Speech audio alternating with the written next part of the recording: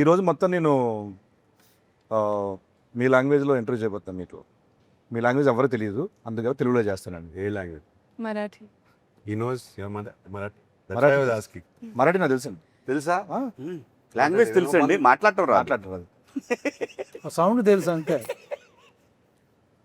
Sorry ఒకటే sorry, నేను నా బల్బే లేట్. నేనే లేట్. సో ఆయన అల్లిగా క్యాచ్ చేశాను. అన్న వెల్కమ్ అన్న. Thank you Seenu. లేదంటే వైర్లన్నీ పెట్టేసుకోవాలి. వన్స్ అగైన్ వెల్కమ్ అంట. సో లెనిన్ జూలై 10th రాబోతుంది. ఎస్.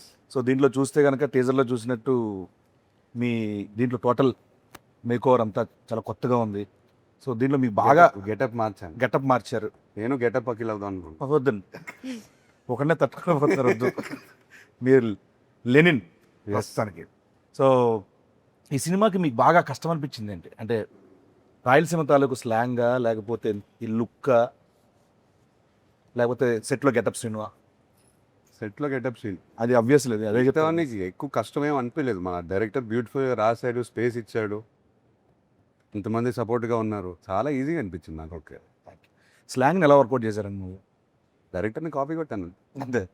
ఒకసారి మనం రామాపురంకి వెళ్ళాము, తన ఇంట్లో ఒక 10 మంది కూర్చున్నాం, మనం భోజనం చేస్తుంటే అందరినీ గమనించాను. ఆయన కూడా బాగా మాట్లాడతారు స్లాంగ్. సో ఇట్లా ఫాలో అవుతూ పోయాను. సూపర్.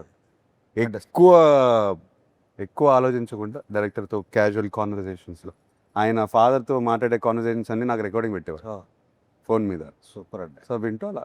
సో ఈ గ్రౌండ్ వర్క్ తాలూకు రిజల్ట్ జూలై 10th థియేటర్లో మీరు అందరూ చూడబోతున్నారు. సో ఆ పాత్ర యొక్క ఇది